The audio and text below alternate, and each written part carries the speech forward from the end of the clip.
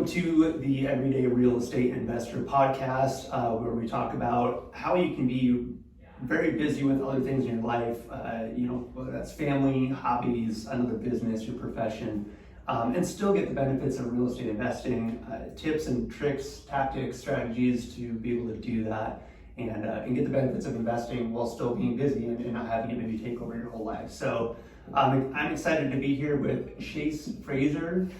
He is awesome. We practiced that one, right? Yeah.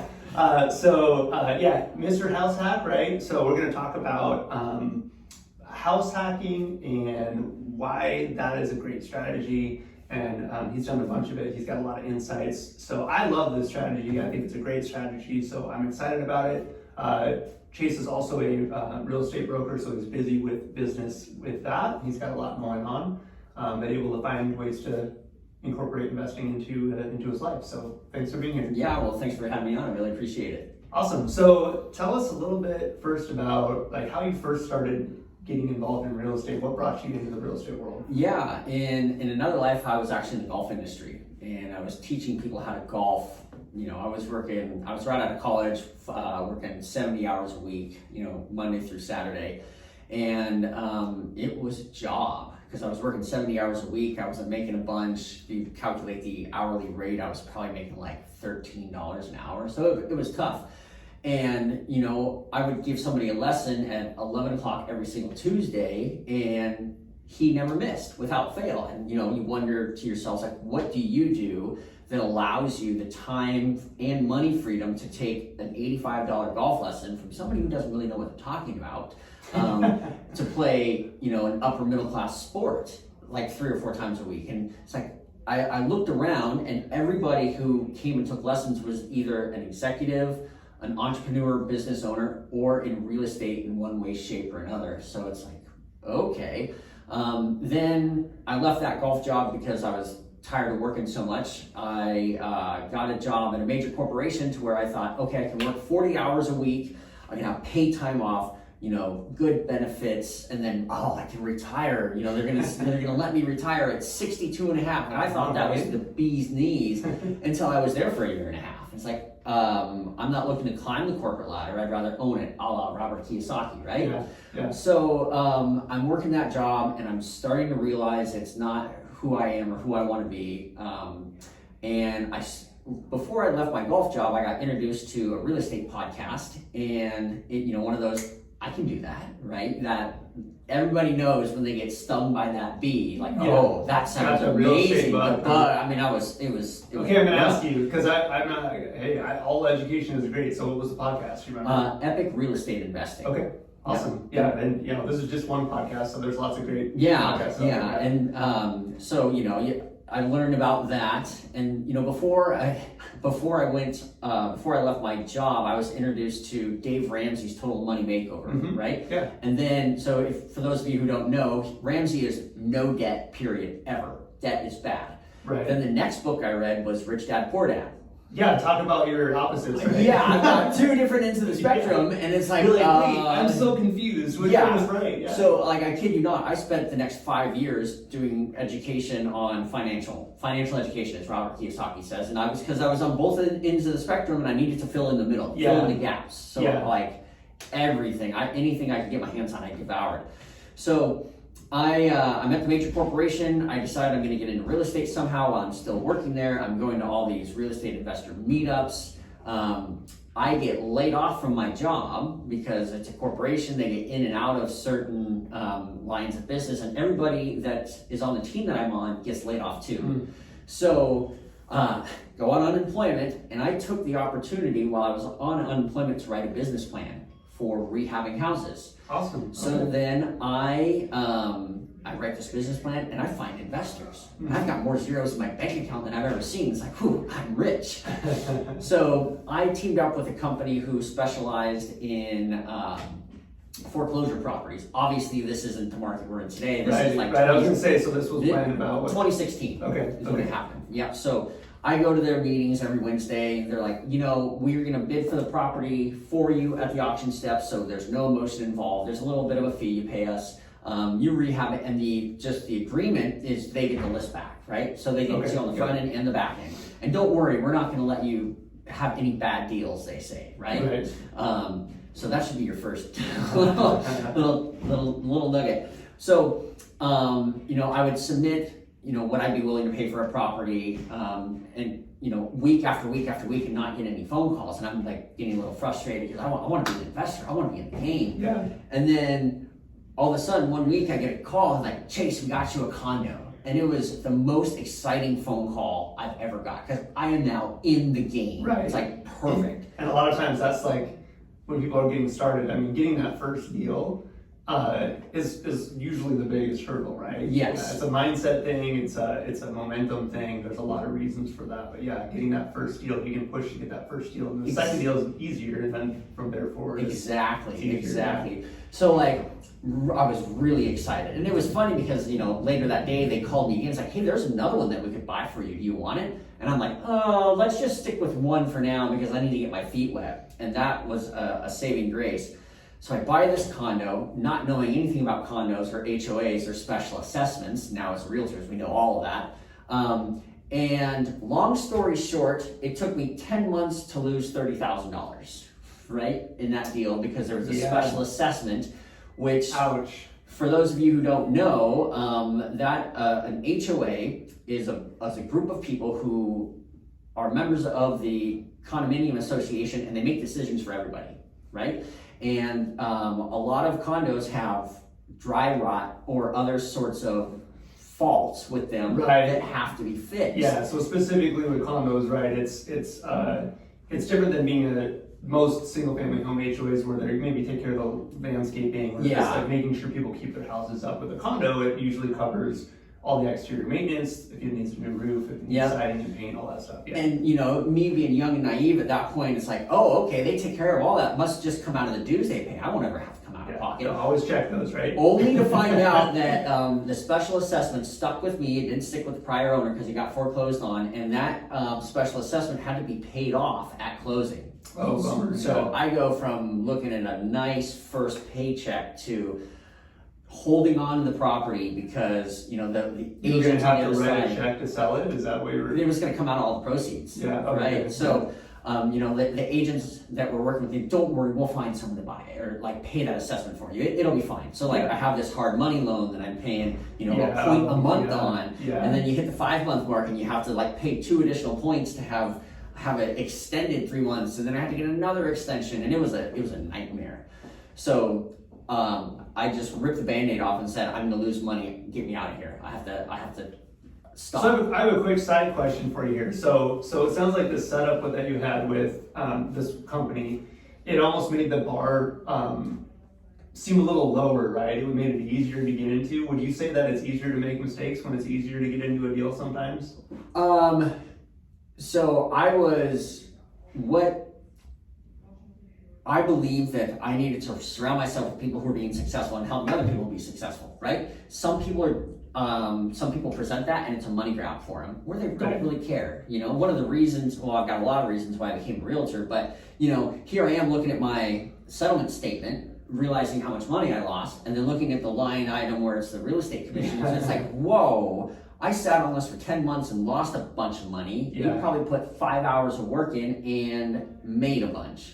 So that's like the risk assessment. Sure, yeah. And the reason why I meant, this is not about me, it's about you, because we'll get into the house hacking stuff too, but I found I connect to that story with one of the deals that we did that we lost a ton of money, and it was a super easy deal to get into because I had a line of credit for the down payment and the seller financed the rest of it. And so I was like, oh, sweet, I have the resources to get into this. Yeah. And so it seemed like, oh, this is a deal, but what it does, a lot of times, I think the challenge of getting into a deal is sometimes a good thing because it makes you have to underwrite it more.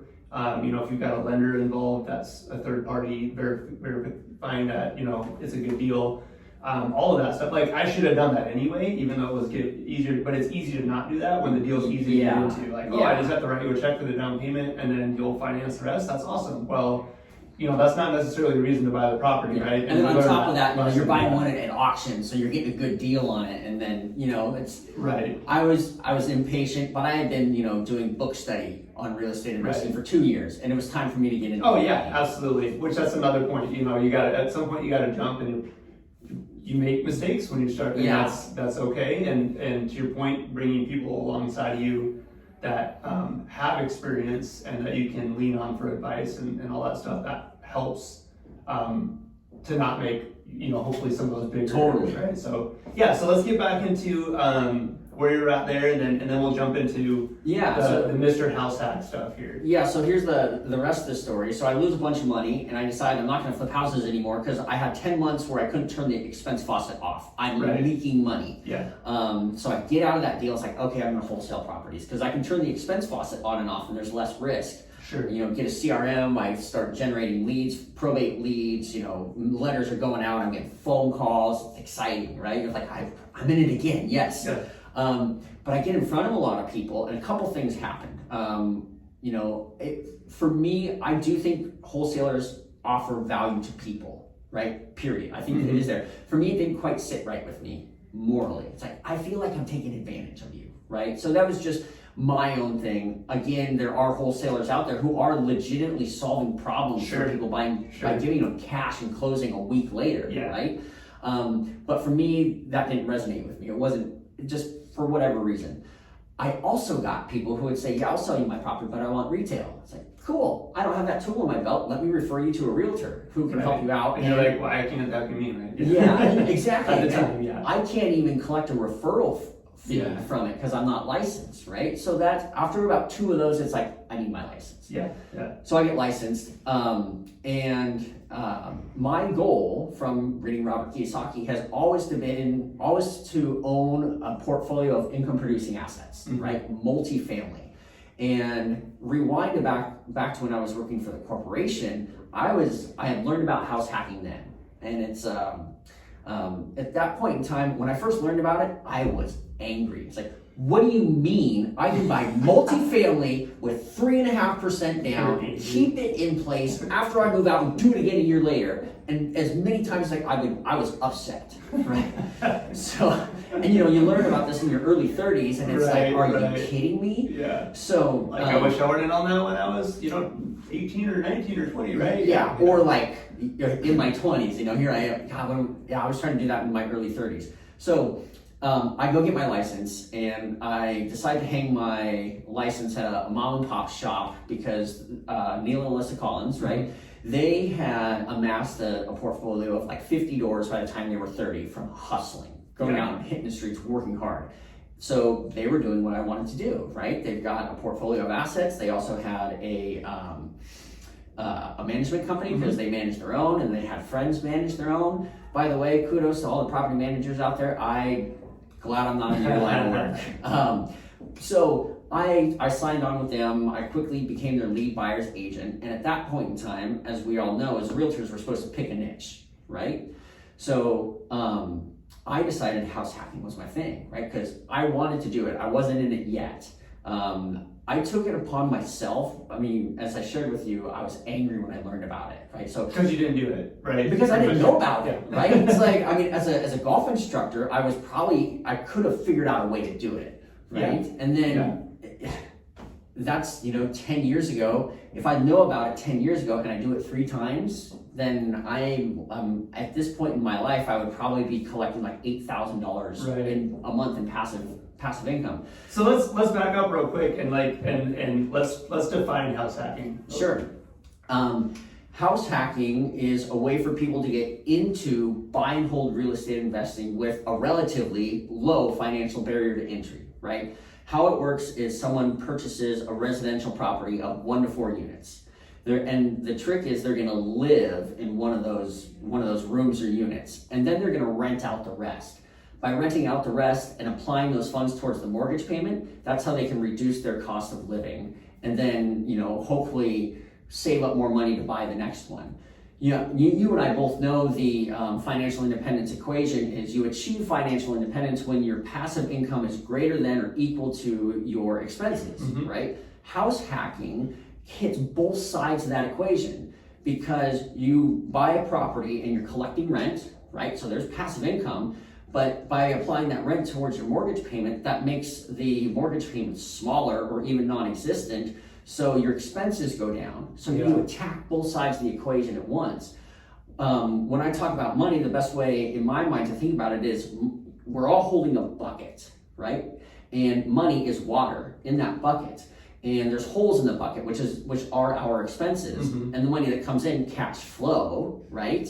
So you got money coming in and money going out. And the assumption is we would rather have our buckets filling up than emptying out. At worst, we'd like them to stay the same level. Right. So house hacking creates another stream of income, but it also makes that hole in your bucket smaller. So your bucket's filling up quicker, which then allows you to buy more assets, which then fills your bucket up faster, which allows you to buy more assets. So it's a virtuous cycle. Right. Yeah. There's a lot of different ways that can look, right? So I mean, it can be anything from, I mean, your simple example is buying a duplex, right, or a fourplex or something like that. You live in one unit, you rent out the rest, right? Yep. But it could be, renting out a portion of your property for storage. Like if you had a big garage, it could be renting out, a room. Like, I mean, essentially that's how Airbnb started. The whole model was essentially a house hack. They put blow-up mattresses on the floor in their living room and they rented it out as a hotel alternative. And essentially they were paying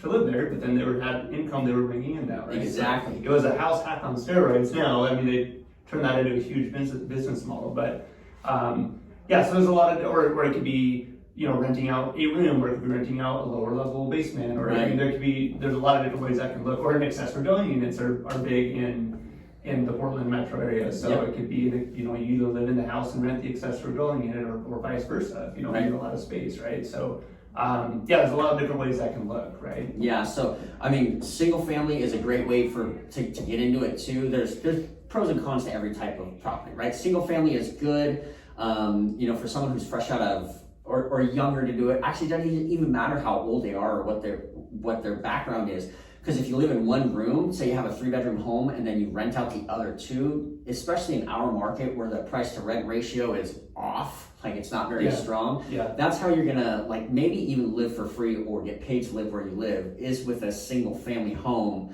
renting out those other rooms. Yeah. Now, if you Airbnb those other 2 rooms, that's when you're gonna make even more. That's more of a job though to do. Sure, it's a little more management, right? Right.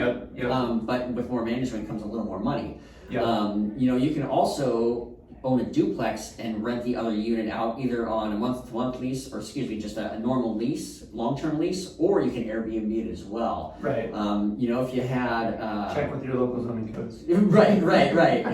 This is not advice. Yeah. This is merely entertainment. Yeah. Like you said, you could, if you had a house with an ADU and a separate garage, who says you couldn't rent them both out? Check with your local zoning codes. Yeah, right. So like you said, there's lots of ways to do it. So talk about that. You alluded to the getting in with a low down payment, right? So why touch on the financing side of it and why it would make why don't I just buy a single family? I'll buy my house and then I'll just buy a duplex. Why don't I just do that instead of buying? I don't want to live in a place with someone else next to me. That is a great question. And in all honesty, the power of house hacking is in the financing, right? Because when someone buys a home and they have the intent to live in it, they can use an owner-occupant loan. And there are 2 advantages to owner-occupant loans, one of which is a lower down payment, right? If we go back to that bucket analogy, let's do something with really simple math. Let's say you're going to buy a $100,000 home. If you're buying it as you're not in Portland. Yeah, I don't even know if you're in the United States, but for easy math wise, if you're going to buy a $100,000 home as an investment, you're going to have to put, let's just say 20% down, right? So that's $20,000. Where if you're going to buy that home and live in it and you use an FHA loan, then you only have to put 3.5% down, or $3,500. Thinking about the money analogy in the bucket doesn't have to be as full if you're going to live in the property, because that down payment is less, right? Yep. Another thing is when you live in a property, your interest rates, it always fluctuates between the 2, but it's usually lower than that of an investment property loan. Yeah. Sometimes by a point, right? And it's becoming even more spread. Yeah. And if you extrapolate those numbers out, if I remember correctly off the top of my head, you might know this if I get it wrong, but every $100,000 you borrow, I think you save $60 a month just based on like 1 point of interest. I'll pretend that's right. Sure. So then do this That's math. right, You know, yeah. if you borrow $500,000, that's $300 a month, Right. right? Right. And a lot of people are hoping for $300 a month in cash flow, Yeah. right? I mean, so Yeah. right off the bat. So the financial barrier to entry is low, and the beauty is that financing stays in place even after you move out of the house. You don't Right. have to refinance. Right. There are some lending strategies and like warnings you have to give people. I'm not a lender, but I'm an active house hacker. And my lender helped me create this strategy. And lending is the biggest and most important piece because you can paint yourself in a corner and make it really difficult to get out of your first house hack. So some people may So you should strategize in advance with somebody. Okay. Oh yeah. Find a lender who's Because you're talking about, so this is what I was going to get into, where like you don't have to just do this on one, right? You can do that. Your intent is to live there. You live there for typically a year, right? Yep. And then you keep that financing with your very low down payment. Now you can go do it again, right? Right. But you're saying you don't want to paint yourself, and you got to plan in advance. Make sure you can actually do that, right? Right. And so flipping that, we'll get back into that, but flipping back to the like 20 to 25% down, right? So now you're looking at if you have 20 to 25% down and you went out and bought a duplex, you know, now you've spent all that money, whereas that is, you know, a handful of these done over the course of, Right, you know, 4 exactly. or 5 years. You can keep that same amount of money and continue to put it in one after another. And instead of having one duplex in 5 years, you've got 5, Yeah. right? Yeah. With the same down payment. Exactly. Yeah. If we nerd out and do math real quick and we divide 20 by 3.5, that Thank you. number is That's what somewhere yeah. around 5. Okay, yeah. Right? So with that same amount of money, instead of buying one duplex, you could house hack 5 times. Exactly. And the scary thing is each one of those 10 properties units on duplexes instead of 2 units, yeah. right? Oh, and by the way, you're going to get the appreciation in all those other units Right. and rent increases. So Yep. it's if you're willing to make that sacrifice of living in the unit, then you're going to make a lot of money really Yeah. quickly. Yeah. So where were we?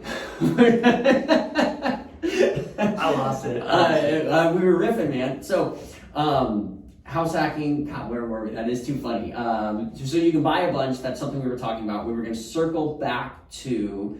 We're talking about the financing. Financing, Yeah. totally how you can paint yourself in a corner. Yes. Thank you for throwing me that Yeah. life raft. Okay, so some people may not know that you can only have one FHA loan to your name at one point in time, right? Oh, okay. Actually, I should know that. Right? You're a realtor. You should know that. I shouldn't admit that I don't know. Right? that. Yeah, that's okay. Modesty is a good Hey, quality. we're all learning every day, right? Yeah, So- yeah. So you can only have one FHA loan to your name at any one point in time. There are loopholes to that and reasons why you can have multiple, but let's just pretend that there's not. So what that means is if you buy a duplex and you house hack it and you want to use an FHA loan, then like for the first one, when you go to buy another one, if you want to use an FHA loan again, you can't do it because you already have one in your name. So you would have to refinance out of that first FHA loan Gotcha. to use it again on the next one. People don't necessarily realize that, and they're like, shoot, now I can't do this. The strategy was faulty because they didn't get the lending aspect correct. Yeah. So you can. And there's other loan options other than FHA, but typically FHA is going to give you your lowest down and probably your best rate Right. options. Yeah. Right, exactly. So then what would have to happen in that scenario is you'd have to refinance out of that FHA to then be able to use it again on the next one. That might take 2, 3, 4, 5 years, right? We're To seeing get enough equity to get enough equity to refi into a conventional. When my wife and I purchased, there was a 5% conventional option, right?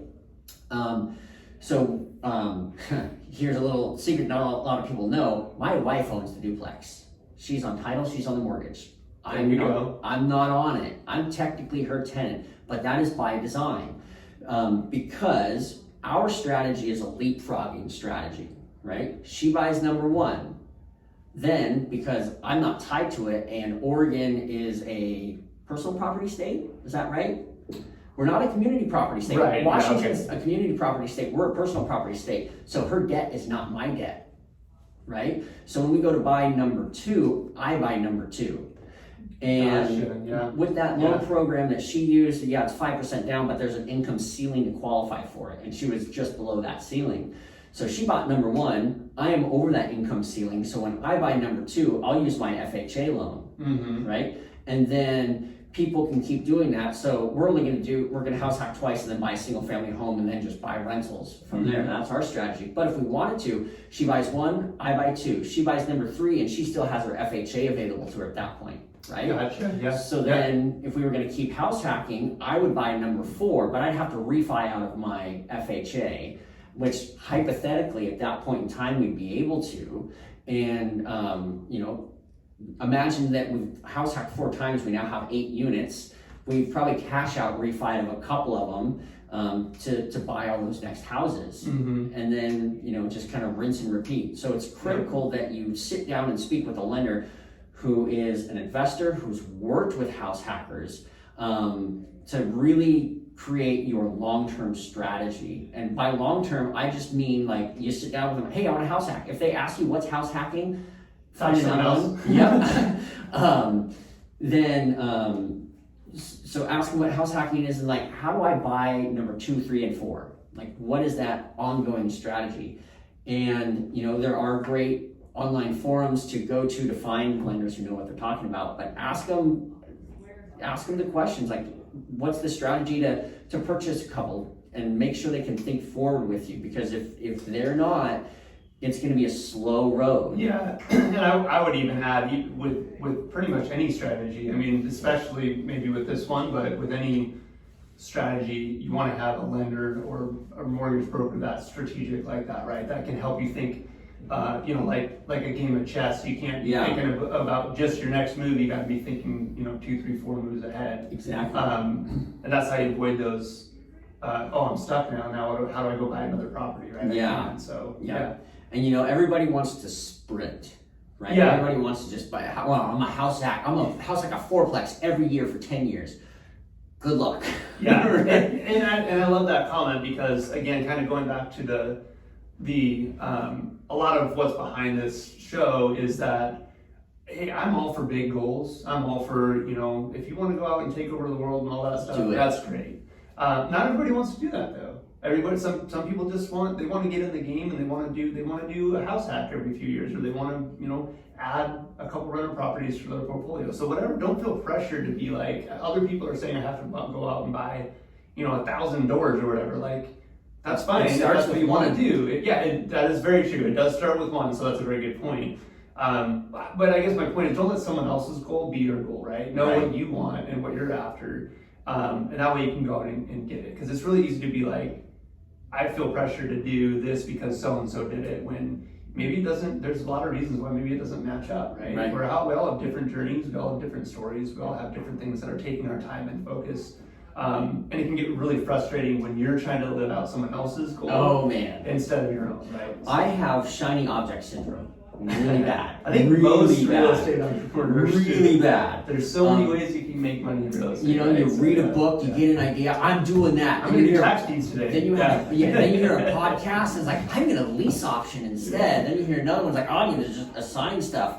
Maybe I can go out and like drive for dollars and try and get seller financing. Then use other people's money. So I mean, we've all got that, right? And they're all outstanding strategies. Pick one and master it and move forward. 100%. But keep those big dreams in mind. Yeah. And I've got wild dreams, man. They're so big it kind of scares me. But I want to start a company that one day, maybe 10 years down the road, grants house hackers their down payment.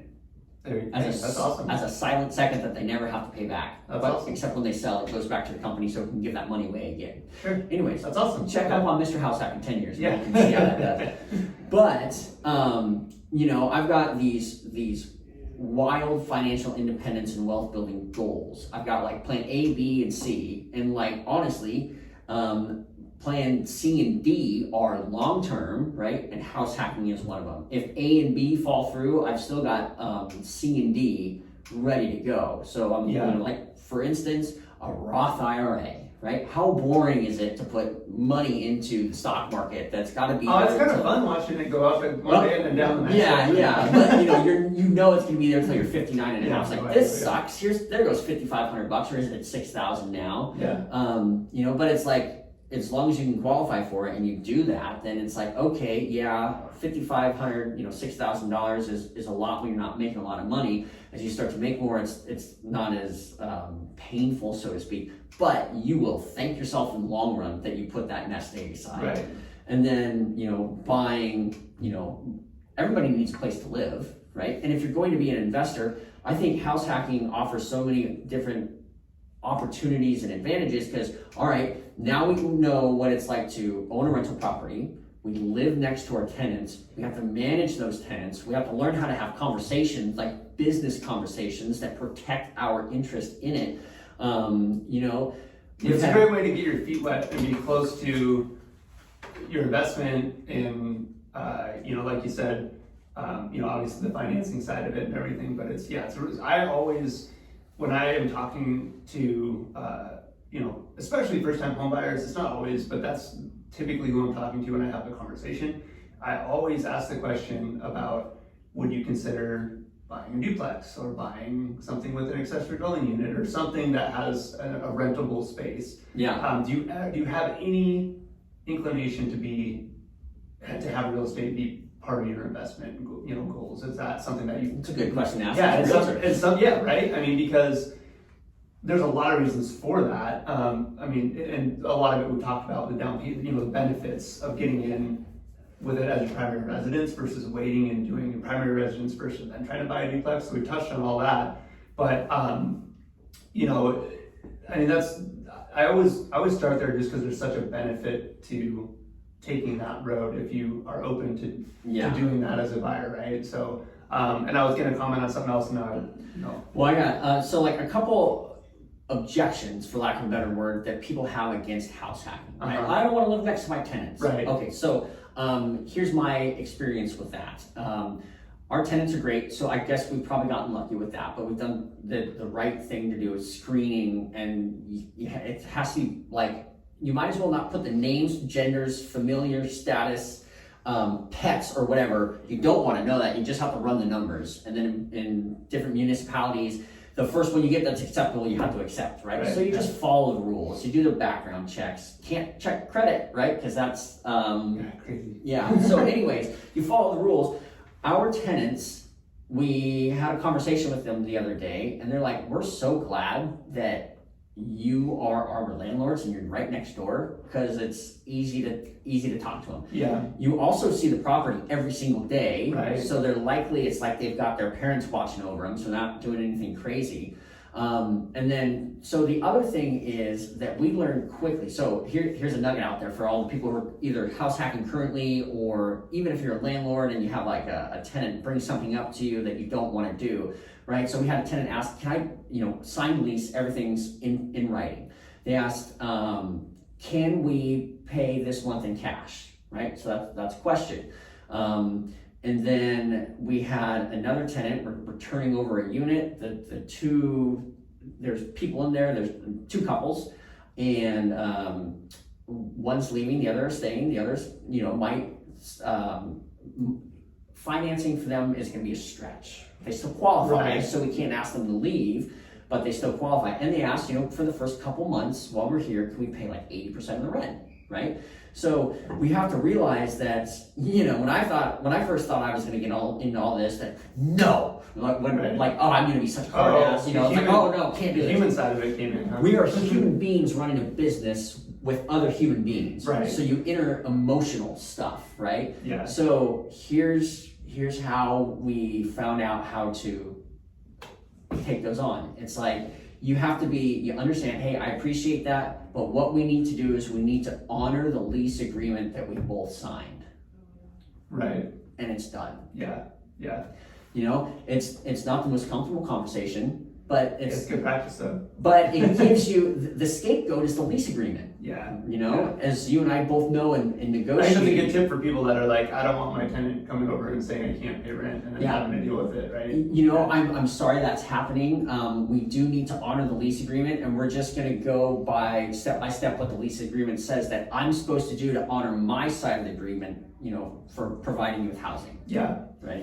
I know what I was going to touch on real quick earlier was it's kind of a financing piece, but one of the things that this is when I was talking about why I bring it up to people is especially if they're like on the cusp of, now it's hard to find duplexes and stuff in this market too, but if they're like on the cusp of what they can qualify for financing a single family home, a lot of times in the financing you can include rents for the second or third or fourth units, right? To help qualify for a loan. So if you're looking at, you know, a $400,000 single family home that they qualify for versus they could maybe get a duplex for $550, you know, I'm just throwing numbers out there. But if the rents on those are, you know, $1,200-$1,500, that they probably can qualify for the duplex a lot easier than they qualify for single family Right. home. So I'll those are made up numbers, but like essentially the whole point is you can use the rents to offset and you can qualify for more typically on a 2 to 4 unit because you're using that other income to help you qualify. Yeah. So I'm not a lender. So I don't want to miss that point. Yeah, I'm not a lender, but I'll touch on that from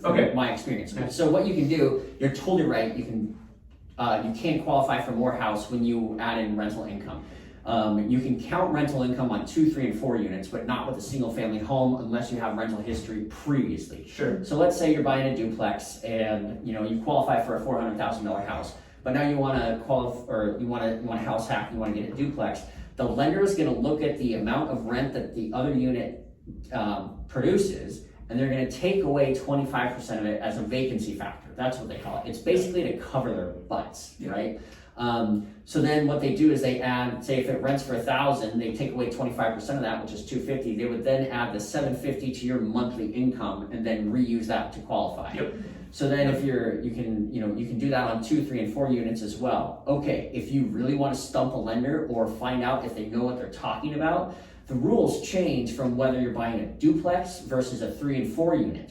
And here's what it is. Annoying. There is some, yes, it is. There's something called the self-sufficiency test. And this thing, that one out the hard way. you know, I did too, but the lenders saved it. We both, Wow, that's awesome. we both learned about it the hard way, and we're looking at this like we've released earnest money at this point in time. Wow. Because you know they had to evict somebody that the buyer was going to move into, and it's like how do we overcome this? So here's what the self-sufficiency test is. Here you go. Break out your pencils and pens and calculators too. So the self-sufficiency test is the rent, and I don't know if it's current rents or market value. I think it's whichever's lower. I think they look at both and whichever's lower. So let's just say we're looking at a fourplex, right? And whatever the purchase price is, let's say that your monthly PITI payment, your monthly mortgage payment is $3,100, okay? And then let's say that those current rents for all the units is $4,000, right? So the the self-sufficiency test is they're gonna take the rents for all the units and they're gonna take away 25% of that. Mm-hmm. So 25% of 4,000 is $1,000. So now you're left with the number of 3,000. That's the number they've got. And if you remember, I just said the mortgage payment could be $3,100.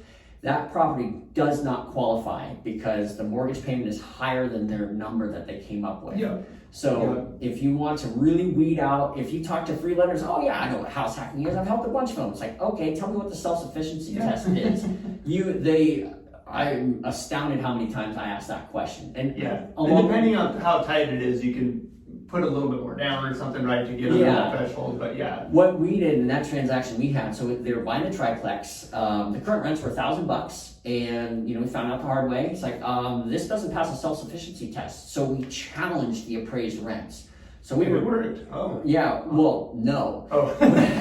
We were able to challenge the appraised rents. You have a property management company run rental comps, put it on a letterhead, have them sign it. And then your realtor should be able to do that for you too. They should know property managers, especially if they're house hacking savvy. But we needed the rents for those units to come in at $1,270 at each unit, and they came back at $1,250. And they Oh, were gosh. like, they were like, no. It's like, what?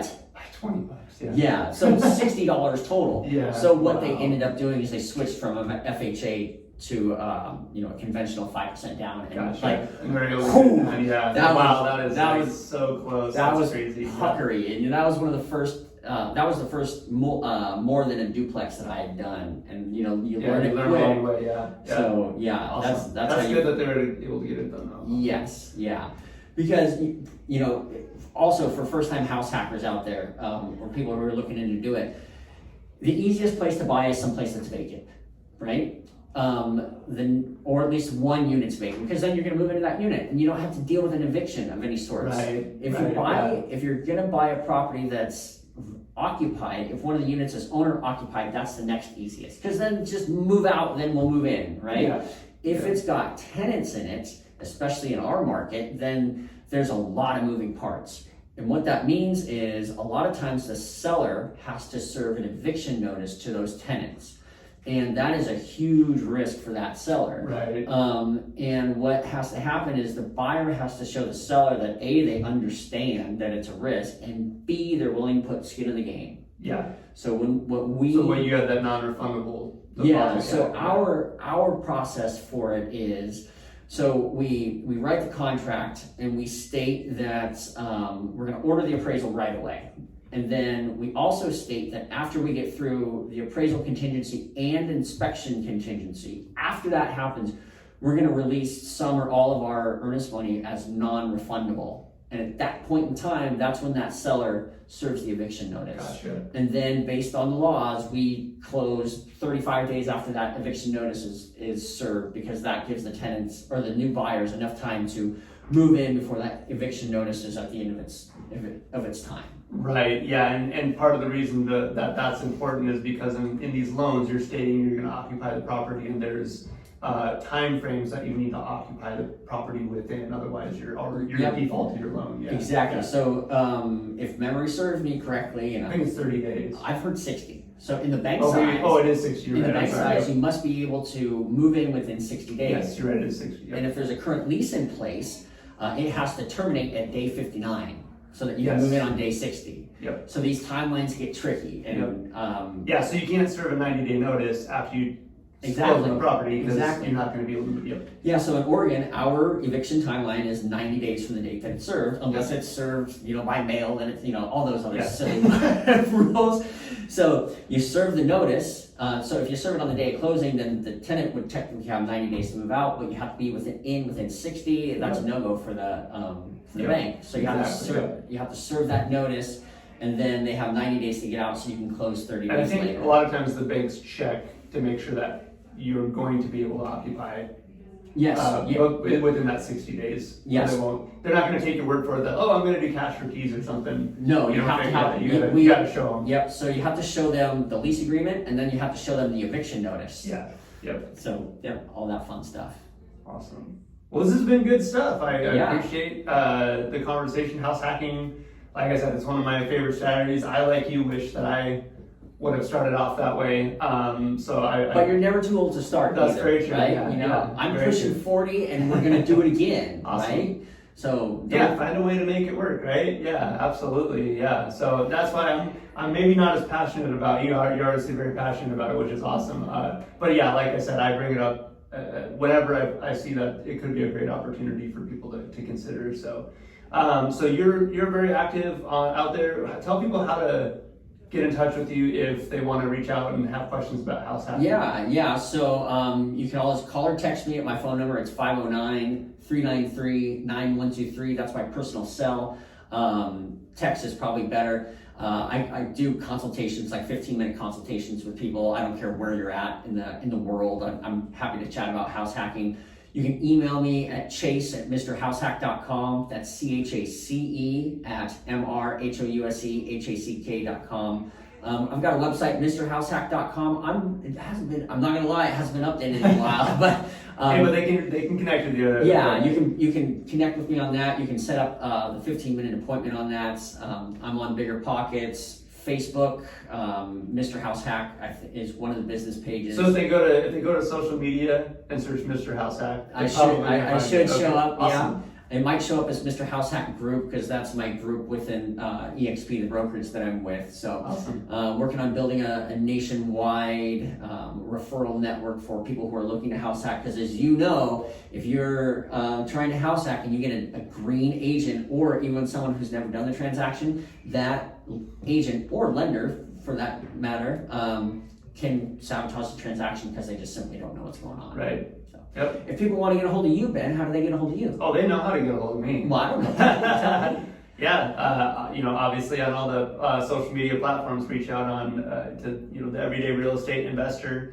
Our email to get on our email list is info@theeverydayrealestateinvestor.net. It was great having you here, Chase. Appreciate the time. Enjoyed it. Hopefully, people have seen the benefits of house hacking and maybe are considering another strategy that they haven't considered before. So. Looking forward to connecting to you all out there. Thanks for listening in. Reach out and connect to Chase. Ask him more questions about house hacking and get in the game. Yeah. Thanks, everyone. Thanks for having me, Ben. Yeah, thanks.